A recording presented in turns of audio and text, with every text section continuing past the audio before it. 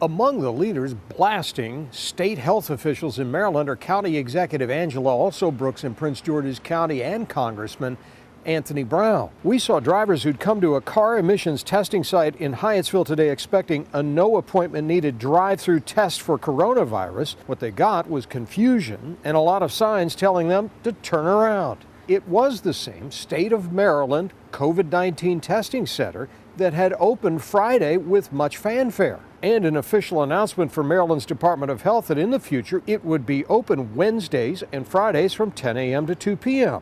Today's allegedly unannounced closure mystified Prince George's County Executive Angela Alsobrooks. She took to Twitter saying the state did not notify us they were closing their testing site in Hyattsville today. She added, "We regret so many of our residents were inconvenienced by this unexpected closing."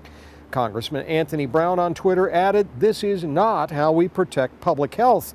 At about 12:30 this afternoon, Maryland health authorities also took to Twitter to announce the closure 2.5 hours after the 10 a.m. opening that local authorities say never happened. A Maryland Department of Health spokesperson said the testing was being moved to Six Flags in Upper Marlboro. Maryland Department of Health spokesman Charlie Gischler explained, given the high demand for the Hyattsville site, we had a record day of testing on Friday. We are opening a new site at Six Flags America so we can get even more tests to more Marylanders. Gischler did not explain why local authorities say they were not notified until a tweet came out after. Anxious residents who expected testing had shown up to be disappointed.